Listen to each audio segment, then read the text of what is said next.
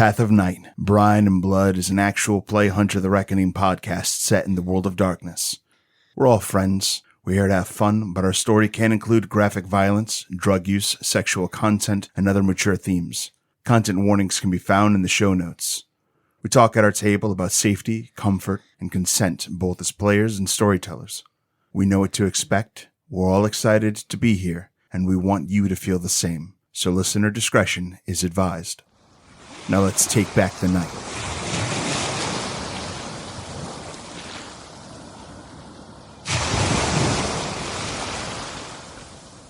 How still, how strangely still the water is today. It is not good for water to be so still that way. Sea Calm by Langston Hughes.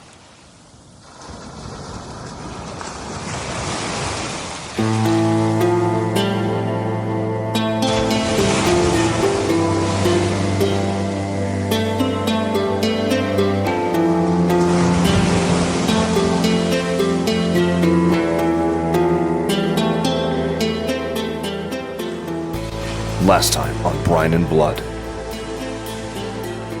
Underwater welder Dallas McCoppin was caught in the midst of a horrific incident at an offshore Endron International research platform.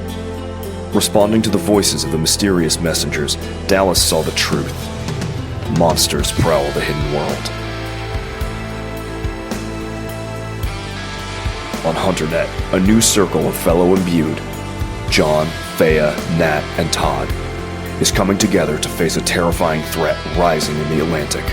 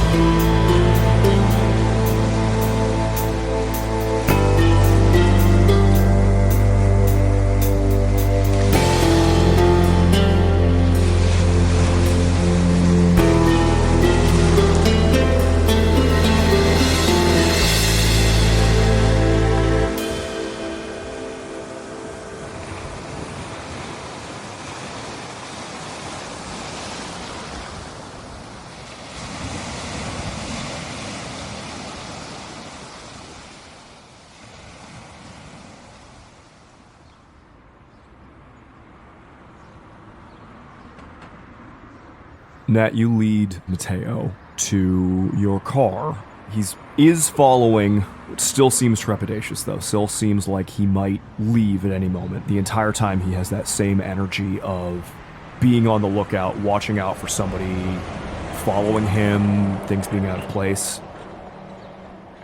At one point you see he looks sort of south and east towards like the ocean and Narragansett Bay and out that way, and just pauses for a minute, and there is that faint electric hum like you're standing next to a junction box that's not quite insulated enough.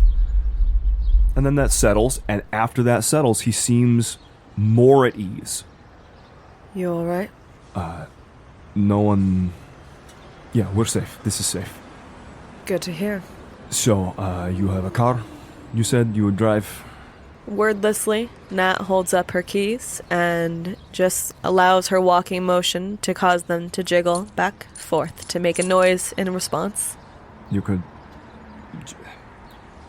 just say yes. I think I have a couple times on the question of whether I have a car. You gonna talk about okay, well, why you're so anxious? Where is it then? We're almost there. See that in the parking garage? And with a bump of her head, Nat is indicating an offshore blue metallic Subaru. Is that a station wagon? Good. Perfect. He, jogs over to it, bends down and looks underneath your car, and then straightens up and, tries the handle, even though it's clearly locked. Observing this, Nat raises an eyebrow, gets on one knee, looks under her car. Doesn't appear to be anything under there. And she looks back up at him. He is now, having checked under the car, looking over his shoulder with his hand. He's not tugging on the handle, but with his hand on the handle, as soon as you lean across the passenger seat and unlock this thing, he's getting in the car. She seeks to make eye contact, questioningly, but she's only looking for a moment of that before she'll get up and do that. So, People don't typically check under cars first. Well, a lot of people are not used to being in danger. Well, I've been through my share. And she'll go and walk around and unlock her door, unlock his store. He chuckles when you say that and looks disbelieving. Slides into the car. She starts it up.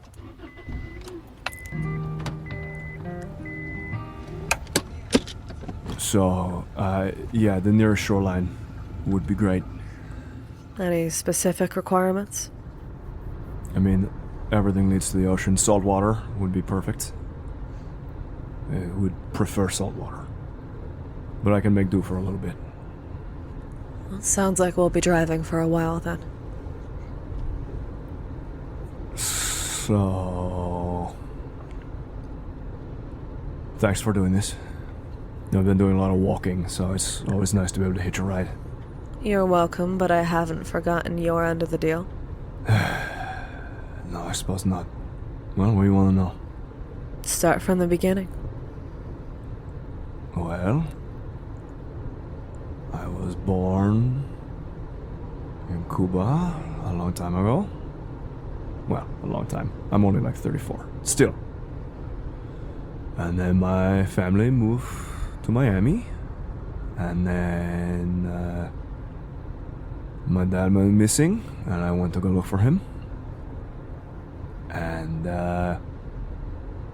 then I started sort of hitching my way up the East Coast. And then, that's sort of the important part that took me here, probably. Could I check my understanding of whether I think he's telling the truth? Rebecca thinks he is telling a half-truth. But I want to see if I can kind of gain more from what he's letting slip. I'm not even going to make you roll for that one.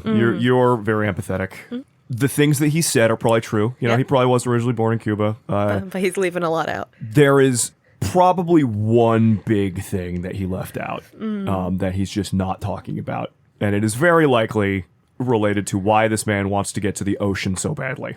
So he doesn't seem to be lying. He's just clearly hoping that you'll fucking drop it. Did you ever find your dad? Not yet. I think I found where he was, or where he is. But, some people did not take kindly to me being there, or the circumstances of my birth. So, here I am, trying to figure that part out. And the circumstances of your birth are not quite like other people. They are. I had a dad and a mom. But there's something in you that isn't what people would expect. He looks over at the way that you say that, in the way that when someone gets a lot of platitudes, they're used to being like, oh, okay, but there's maybe something in the way that you said that catches his attention. And he just looks over at you silently. I once knew someone who could not stand to be in the dark. The dark brought out something inhuman in her.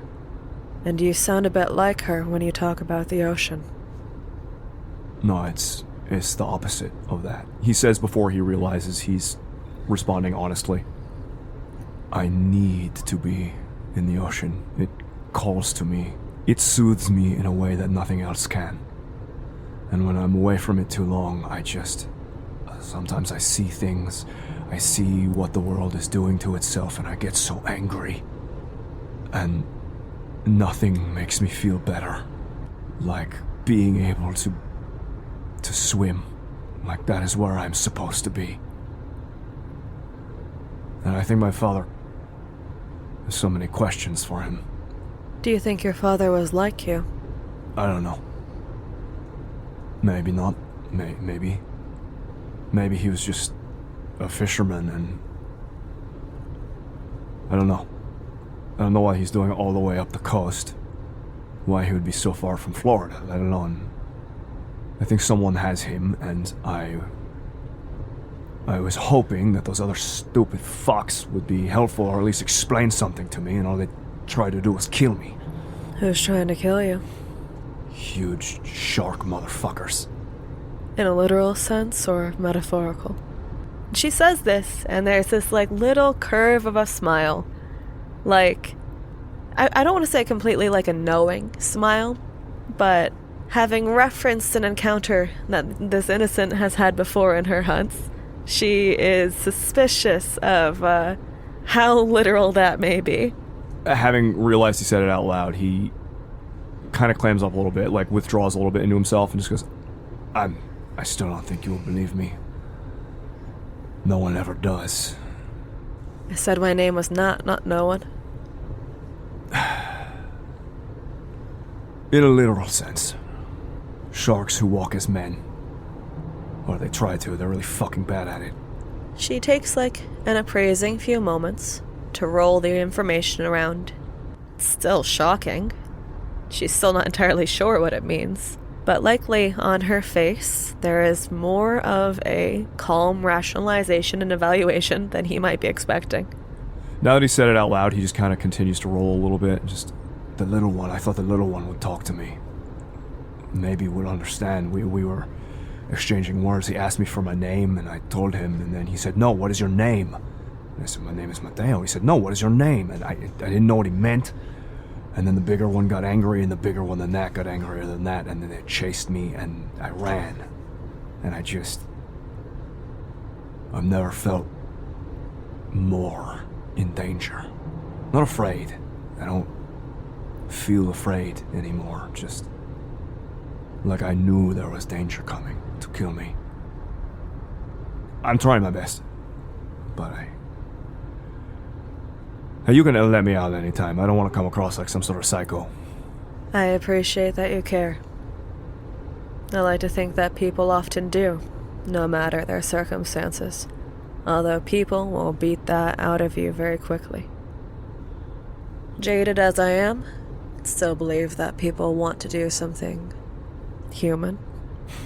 Even if, what's the word I should be using? Do you know it? I'm just some guy. I don't know. I got a human dad and a human mom. I don't know what to tell you. And shark men enemies? Look, this is gonna sound crazy, but you seem pretty open. I got so angry one day that all I could do was swim, and I just jumped into the water, and then I woke up a day later, missing my clothes, and if Sharkman enemy, then I'm my own enemy. I think. I don't know.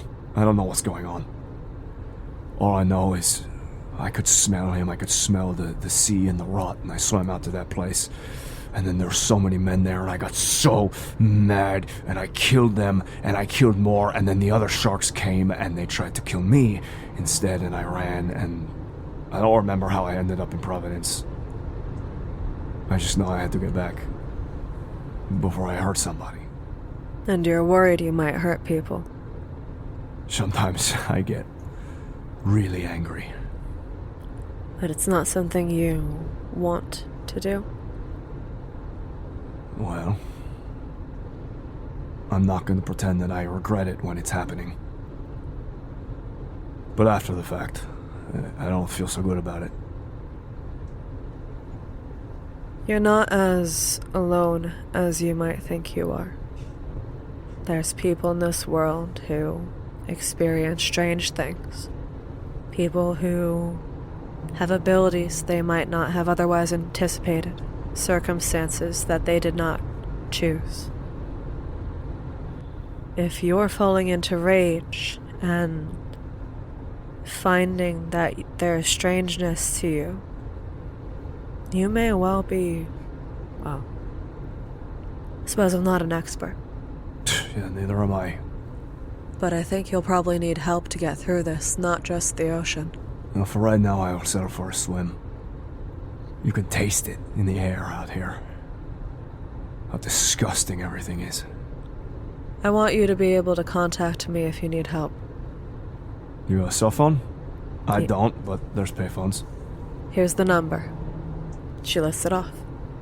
He looks around and pats his pockets, realizes these are probably not pants he had 12 hours ago.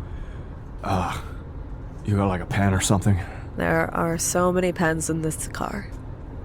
Reach behind you. There's a clipboard. Yeah, like some can I borrow some paper or something? Yes. Okay. Don't give it back.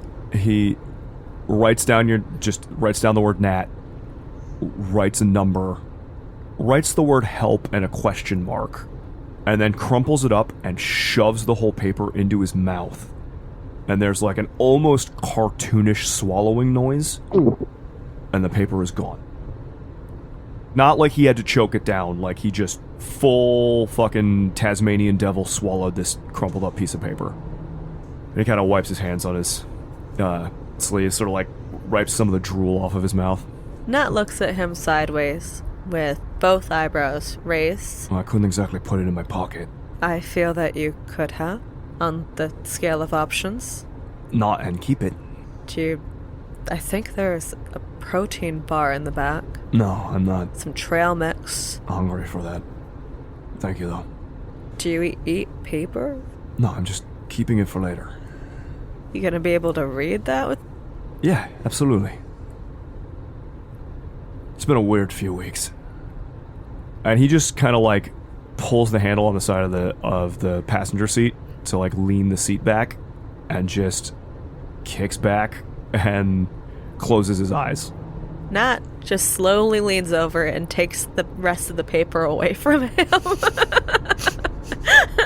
And just puts it in the back of the car. He's just a guy. She moves very, very slowly. Like you can see the motion telegraphed before she does it. And she returns her eyes to the wheel very quickly. The rest of the drive is pretty uneventful. Just rolling through and, you're in Providence. Getting out of Providence, traffic is a bitch, but it's not hard to get to the shoreline.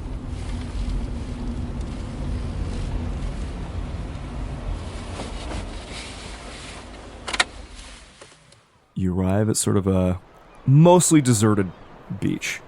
It's not like prime time, although there's clearly, like, it's June, so people are starting to congregate.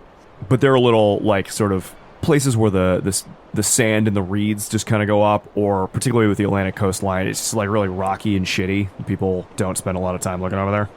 And it's just an easy place to pull up. As Nat is parking the car, she takes a moment to give Mateo, like, a hard look. She gets out, kind of waits for him. I can believe the things that you're saying. I really can. I hope that gives you some sense of reality about what's happened to you. But if I do believe you, it means that you've killed people. And if you've killed people, I need to know that you're trying to be a good person about it. That maybe you're defending yourself or that they're bad people. I don't know your reasons, and I can't guess them in advance. But you don't seem like you're trying to do it out of viciousness or cruelty. He looks at Nat and is quiet for a little while, just sort of considering what she said.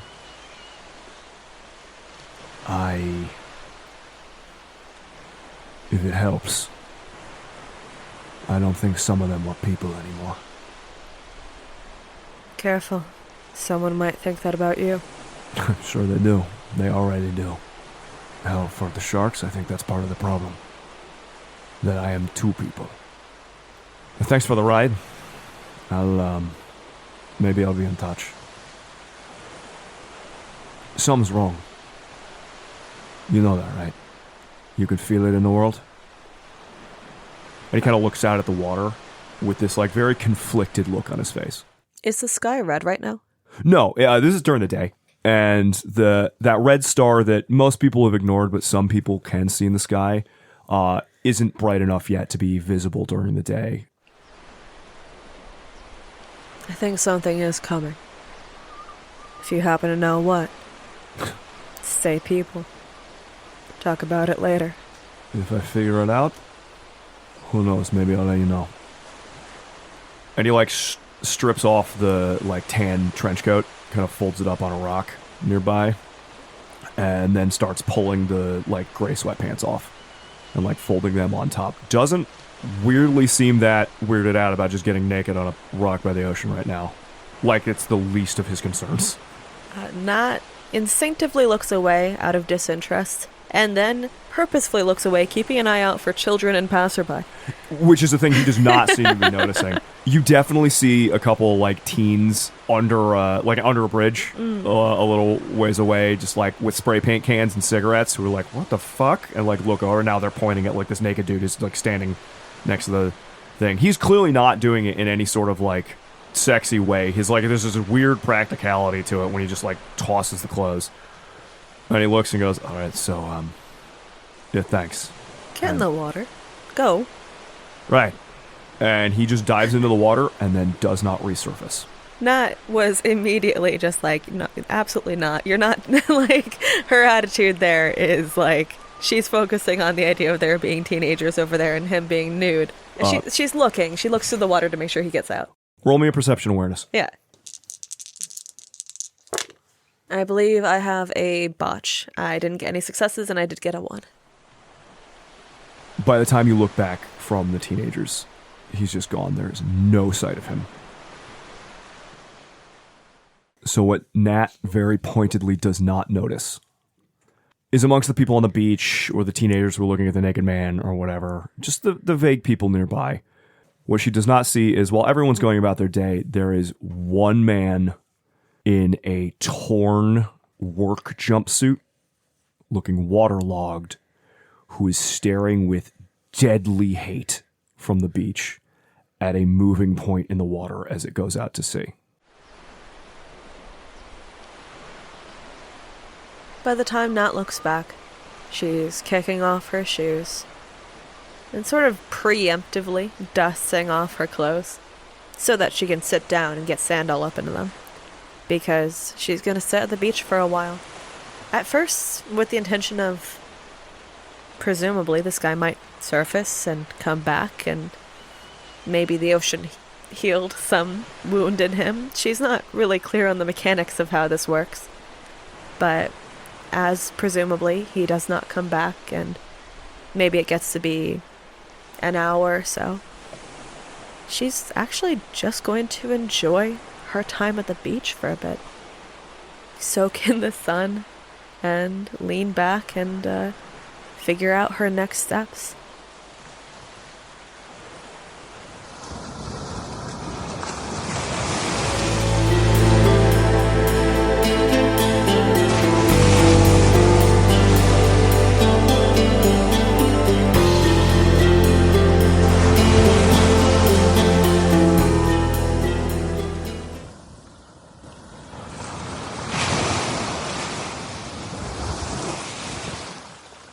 Pheia, you've gotten coverage for tomorrow and the next day. Thank you, Gary.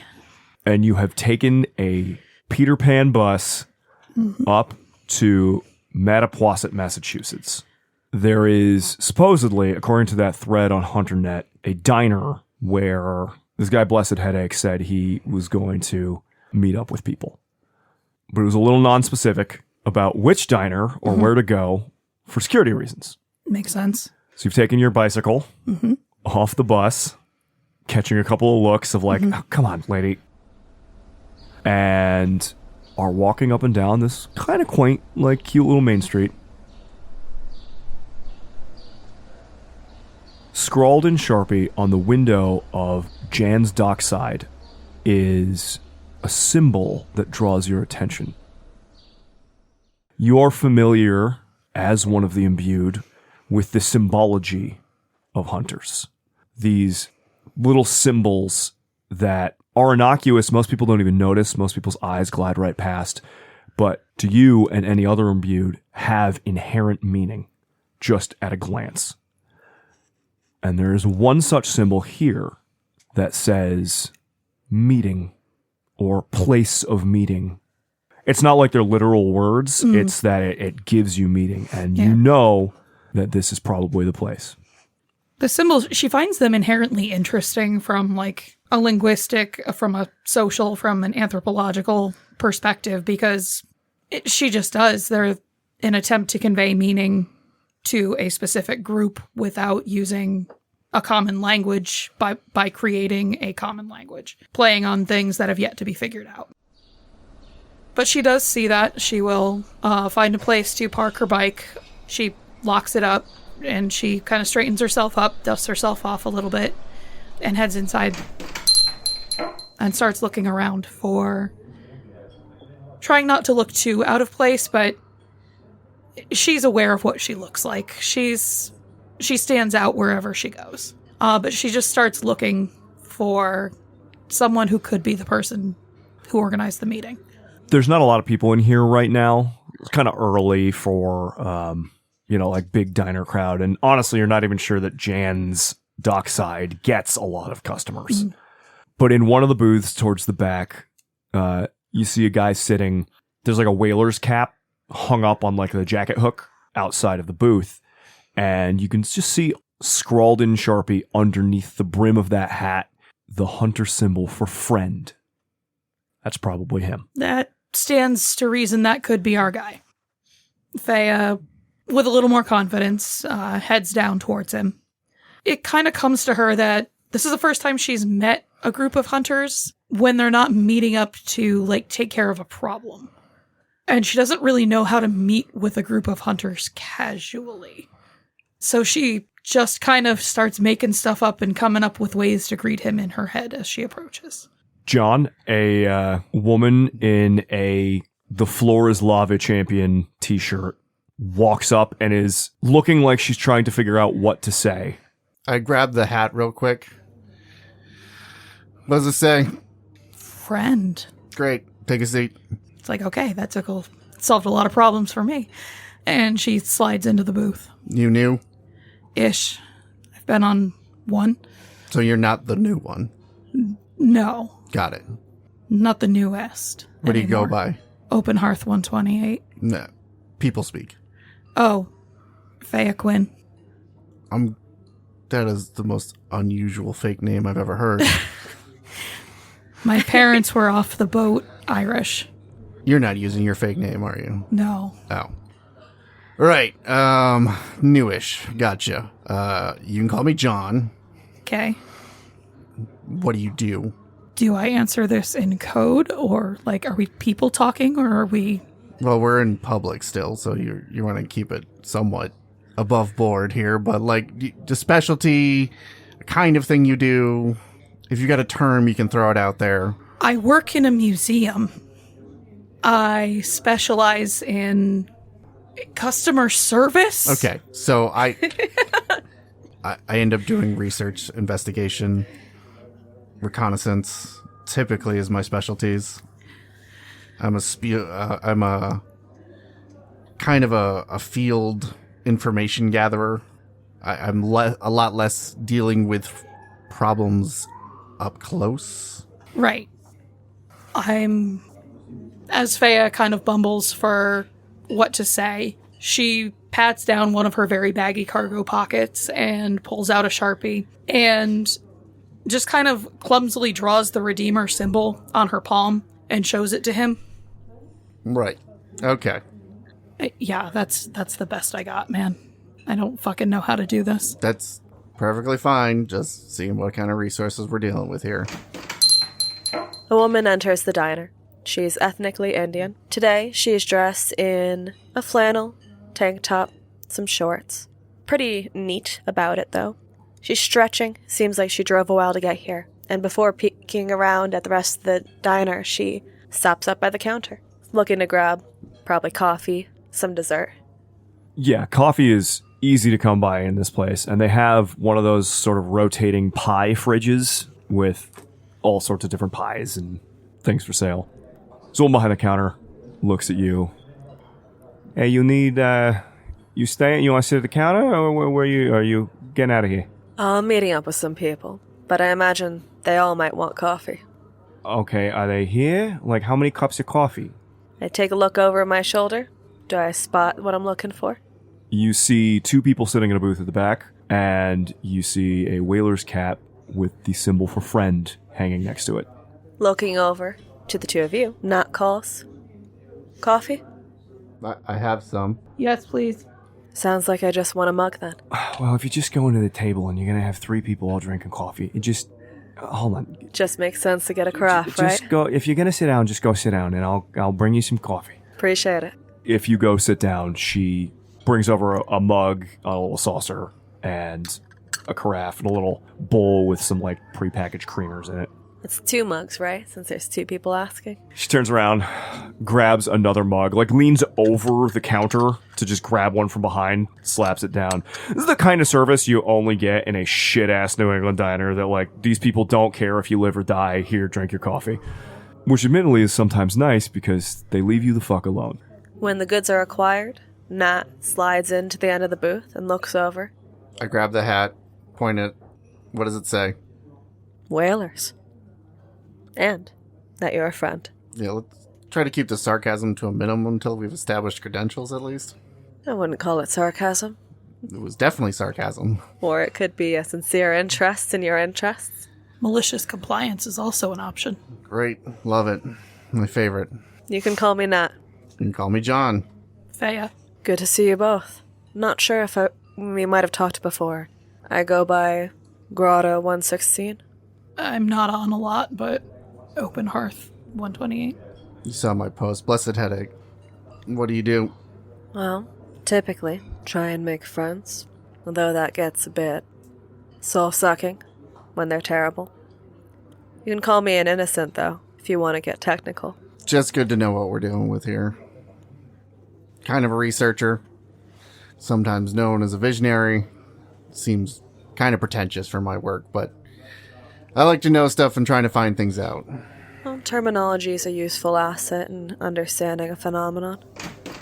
The door opens up, and a guy comes in with the chiming of the front door. Still has a cigarette in his lip, and is kind of just nervously looking around. Head to toe and dressed in black, turtleneck, pointy black boots, and tight black jeans. He definitely needs a shave. He's got dark rims under his eyes, and he kind of looks at the cigarette that's kind of about to burn down to the filter and stabs it into the ashtray at the front of the door, and then rapidly pulls out another one, a Morley light, sticks it in his mouth, and lights up.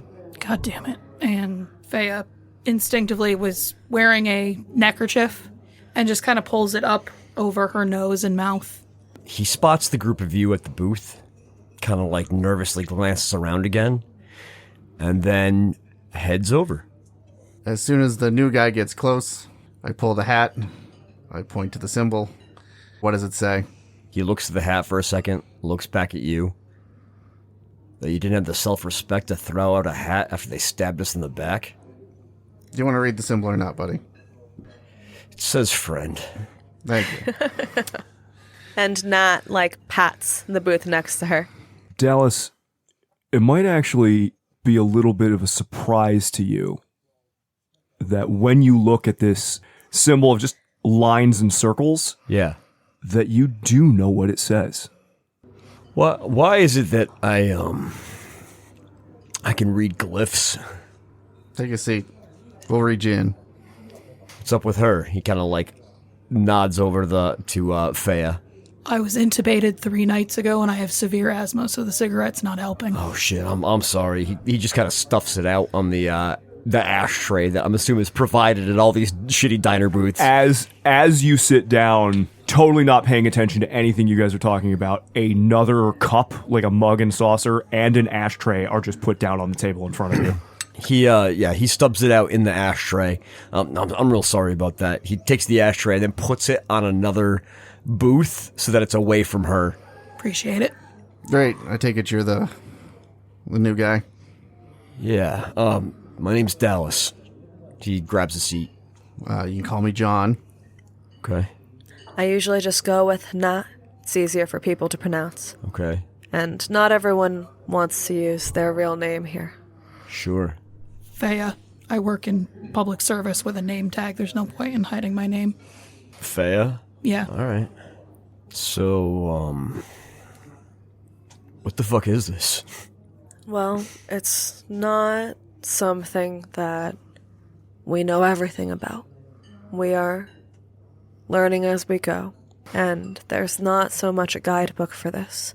How long's it been since you had your first encounter? How long ago was what happened at Texas Tower 2? You were brought back to shore 2 days ago. Okay. And you have a meeting at Brayton Point Station in Somerset with the CEO of the Brayton Point Station, who is the Endron subsidiary, who is in charge of that project, to talk about your underwater diving career. When is that meeting? 2 days from now. 2 days from now. Okay. It's only been about 2 days.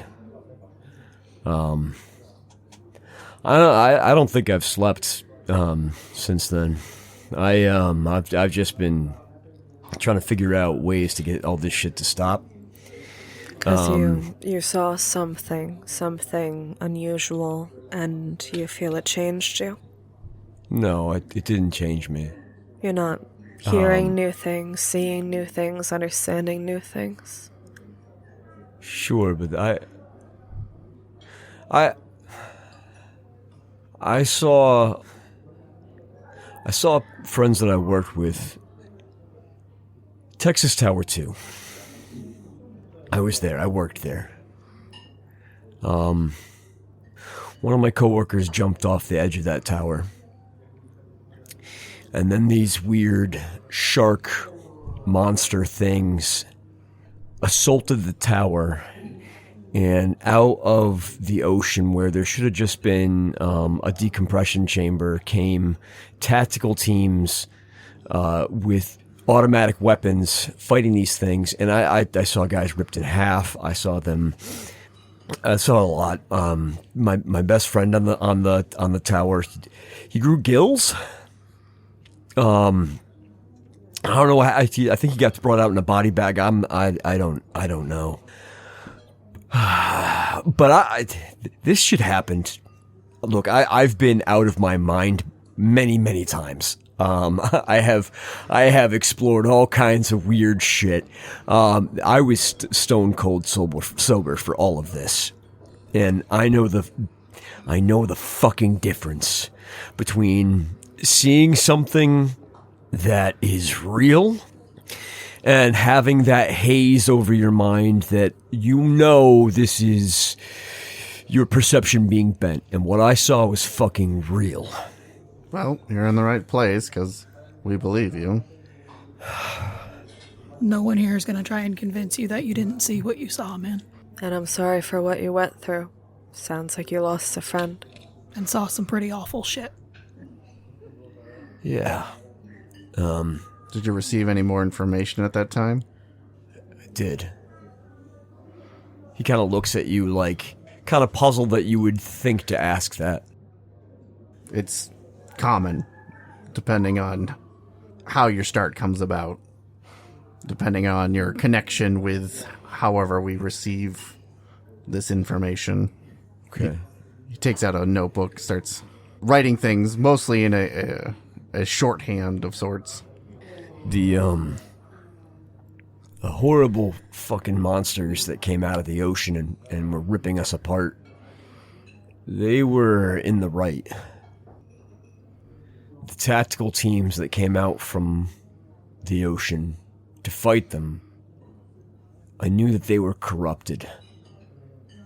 I couldn't see any skin on any of them. But when I finally got a ride out of that fucking place, something urged me to pull off one of their sets of goggles. And I saw a set of eyes like an octopus looking back at me. Nat seems to be connecting some dots. You can see her thoughtfully chewing the piece of pie, and she pipes up and says, "Well, as it happens, the monsters might well be people. Something like sharks, sounds like." Yeah, I don't know if I want to call them that, but there's not really a better word for it. The Texas Tower 2 it's an old site. It needs a lot of work. It was purchased by Endron a while back, and they brought in a bunch of guys to start doing work on repairing it. I'm part of the team that does the underwater welding. On the towers, they have guys that do compression dives. I mean, like really, really deep dives. You got to spend weeks coming back up from the dive to make sure that you can decompress properly. It's brutal shit. Endron wants me to have a meeting with them. I guess after all this bullshit that went down, they still want me around, and they want me to come back and apply for the compression diving team. So they don't know anything's up with you yet? No. Besides maybe some...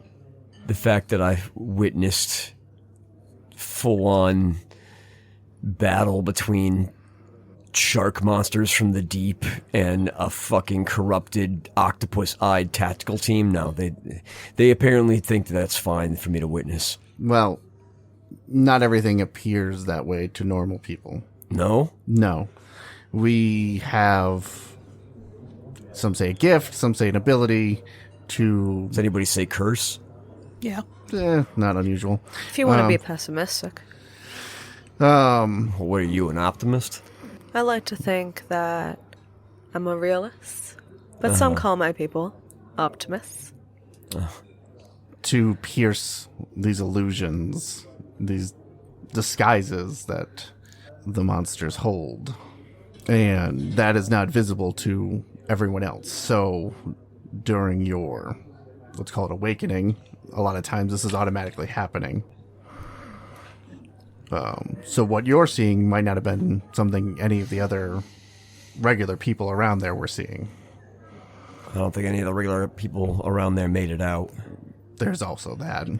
It's difficult to say exactly how it works, but there is something in you that some would say imbued. Some say answered the call. Call from what? Now that's a bit more mysterious. There's a lot of factors there, a lot of different theories.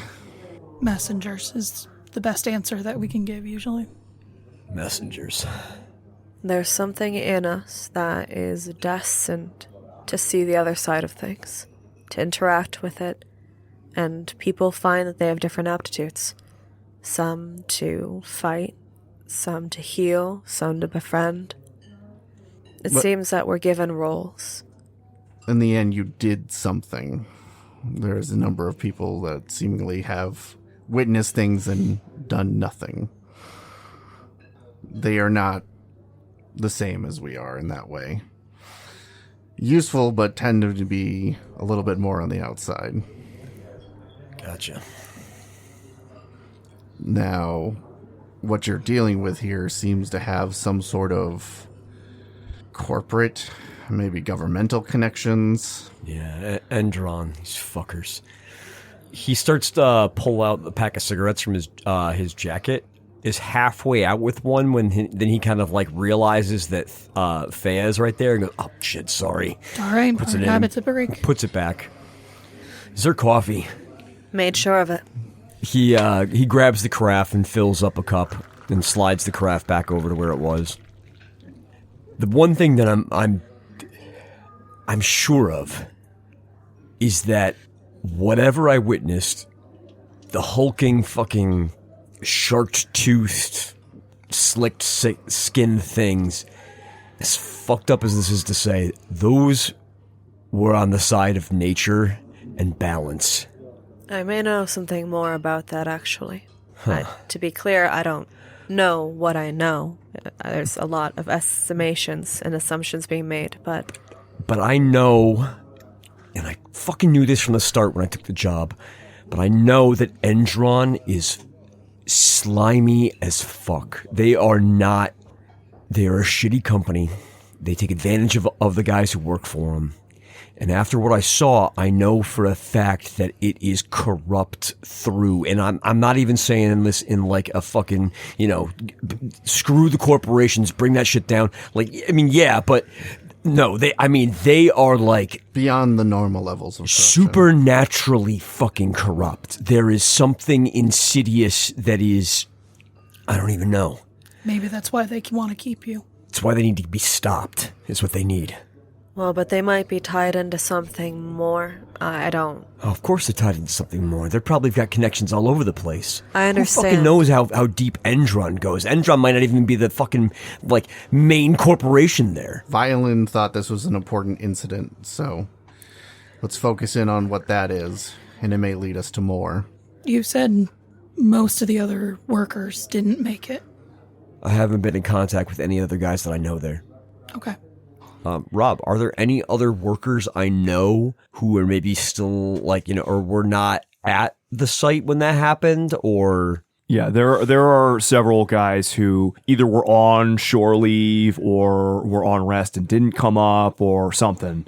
So it wasn't like a total wipe. Right. There are definitely other guys who work for the sort of construction company that was contracted by Endron. I mean, if you guys, I have a few of the names of the other guys that are part of this team, but having worked through Safe Home on this project, the level I was at, I don't think that we were brought into a lot of stuff, but the compression divers, all those guys seem pretty different.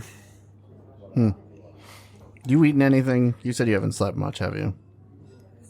Not really. Yeah, let's get some food in you and everything else like that. You gotta take care of yourself. There's always going to be something on the horizon. Spend some time chewing. I think I've got some relevant information. He kind of nods along. We'll raise our hand to summon our grouchy New England waitress. You actually gonna order food? Yeah.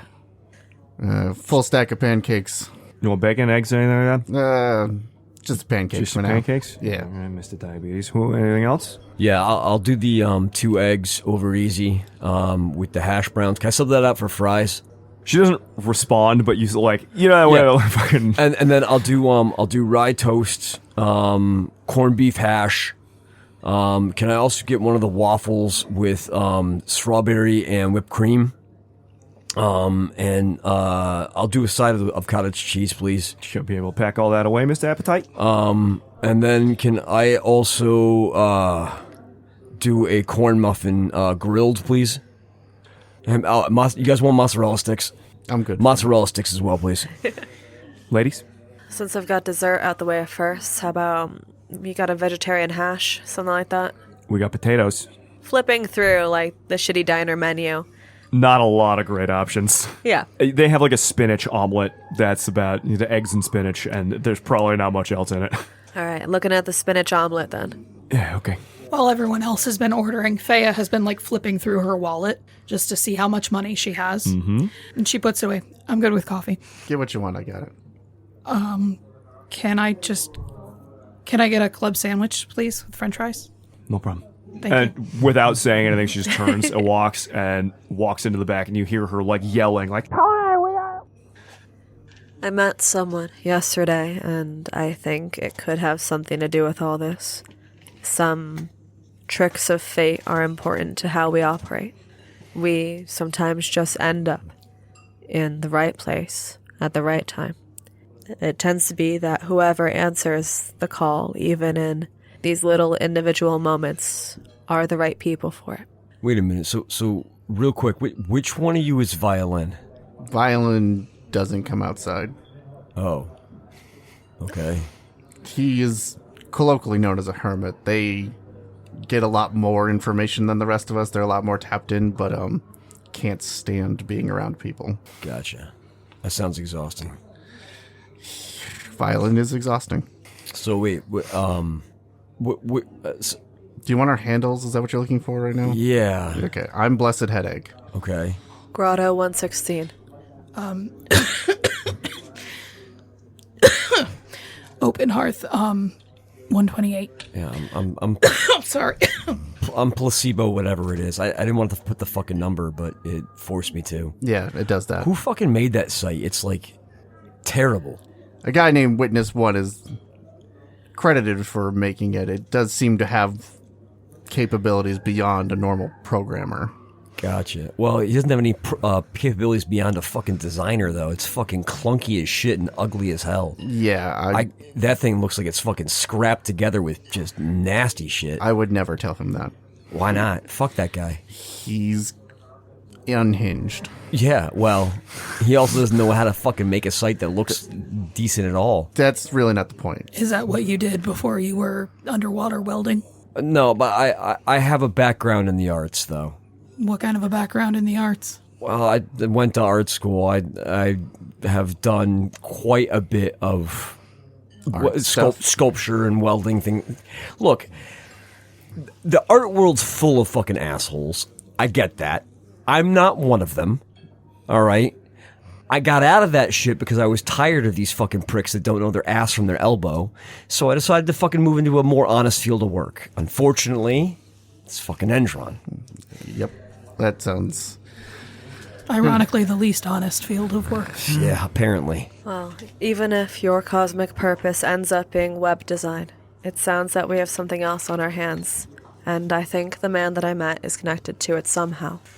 And part of what's making me believe that is that he had mentioned encounters with shark men. I'm sorry, I can't let this sit.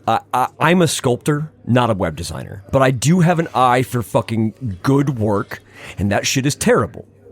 All right? We'll take a note. Thank you. I'd love to see some of your work someday. Anyway, shark person. I met someone who was desperate to get back to the ocean. I think that he had similarities to someone I knew that was a shifter. He was friendly. I mean, he didn't want to be, but he was friendly as in he was a person. He wasn't far gone. He wasn't acting monstrous. We'll take your word for it. And he said that there were shark men who were trying to kill him, and that something terrible was going on in the ocean, maybe in the world. Great. Well, we can do a full brief. I'm still waiting on one more. We'll see when he shows up. Oh. I've worked with him before. He tends to keep me out of trouble.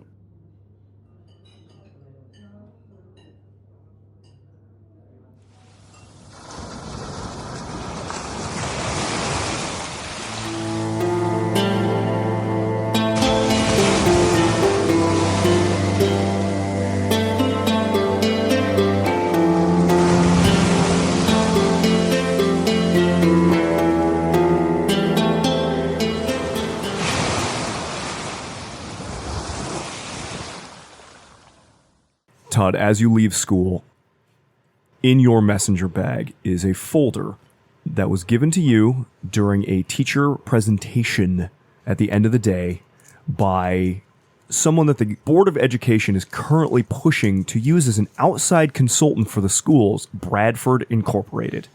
Filled to the brim with a bunch of things about focusing on school efficiencies. Given your reputation amongst some of the faculty, or more specifically amongst some of the higher-ups in the Board of Education and the superintendent's office, all of this talk about eliminating redundancies and running schools more like a private business is concerning.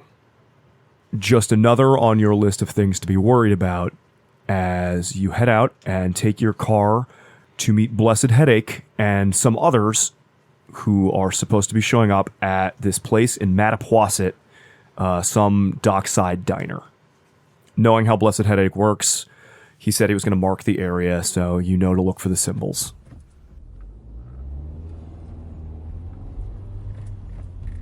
As you are driving through sort of the busy intersections in downtown Somerset, Lex, I'd like you to make me a perception alertness. Todd used to listen to loud music when he'd drive, cranking No Doubt or some other band, but ever since it all happened, he has a hard time letting his guard down just enough to actually really enjoy some good loud music. So it's just the news playing. I have 2 successes.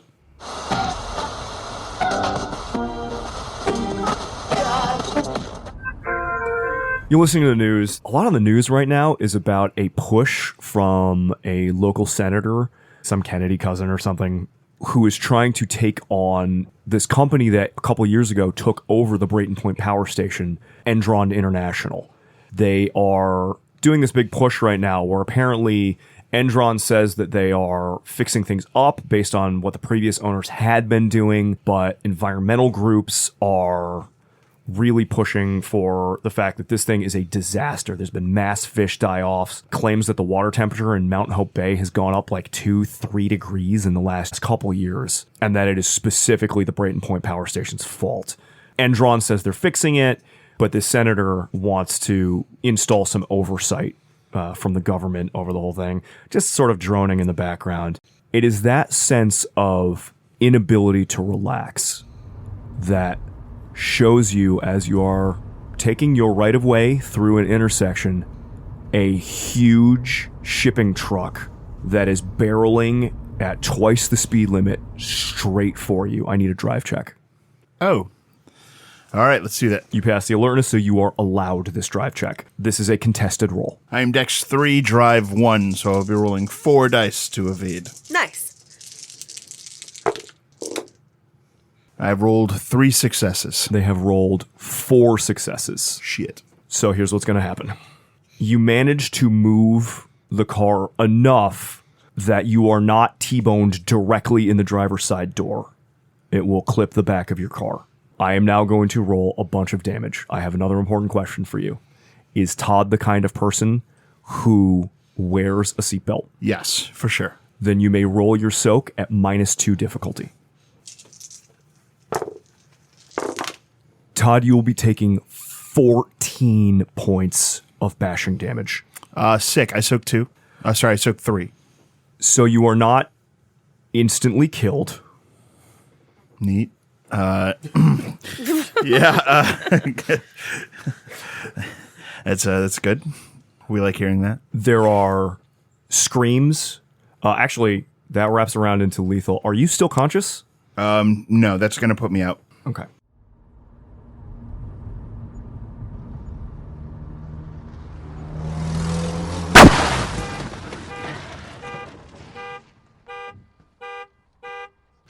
The last thing that you see as consciousness fades is a man getting out of the Hallahan Fishing Company truck wearing like a sanitation worker jumpsuit, and he walks over towards your now flipped car, grabs your messenger bag, rummages around inside, and takes a manila folder full of photographs.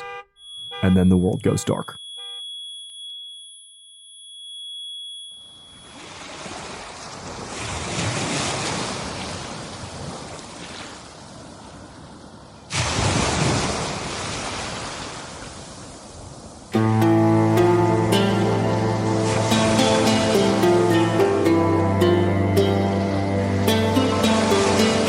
Path of Night, Brine and Blood is an actual play Hunter the Reckoning podcast set in the world of darkness. Dallas McCoppin was played by Garrett Gabbey. John Spencer was played by Tim Davis. Pheia Quinn was played by Erika Webb. Nat Chowdhurani was played by Rebecca Steigelfest. Todd Keating was played by Lex Lopez. Your storyteller was Rob Muirhead. This episode edited by Rob Muirhead. The theme music used in this episode was Sadness Room by Denis Goncharov. Find their music online at pixabay.com. Character art by Jay Steele. Find more of their work at Steele Art on Bluesky. Brine and Blood uses the revised edition of Hunter the Reckoning with few limited house rules. Hunter the Reckoning and the World of Darkness are owned by Paradox Interactive. Make sure to subscribe to us on Spotify, Apple Podcast, or wherever you find your podcasts. You can find us on YouTube at youtube.com/pathofnight. You can help support the show at ko-fi.com/pathofnight.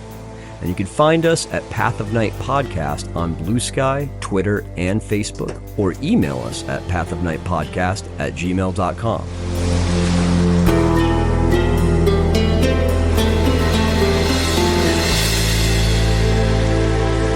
Take back the night, hunters.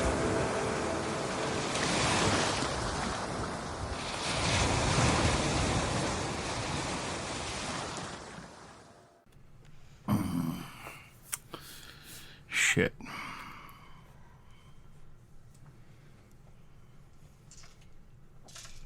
Yeah, there's nothing I can do about that. I do like that you've got a messenger bag, though. I mean, you just took The messengers are on our side. So I don't think you're participating in the campaign anymore, man. Bye! I am... Unfortunately, my creed specializes in getting beaten up.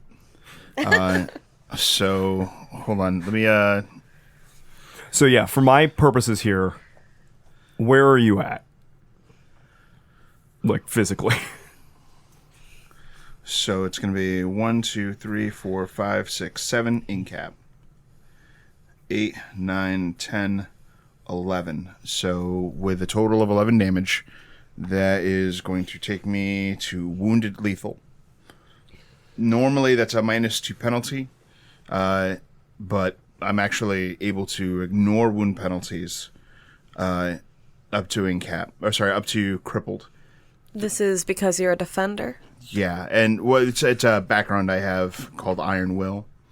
And as a defender, the levels of bashing damage, they're going to take me a total of 20 minutes to heal. 30 minutes to heal. And that's going to take me to just wounded with lethal. And then it takes me 1 day to heal the wounded level, 12 hours to heal the injured level, 3 hours to heal hurt, and then I think 1 hour to heal bruised. So I'm basically out for a day, like a day and a half. With damage that would straight up have killed almost anyone else. Yes. Okay. Tank. It is my really slow Wolverine healing factor. I have the Daredevil healing factor, which is like I don't have a healing factor, but I'm a protagonist, so like I will be featured in the next episode, maybe. Instead of a brick, he's a sponge. Yeah.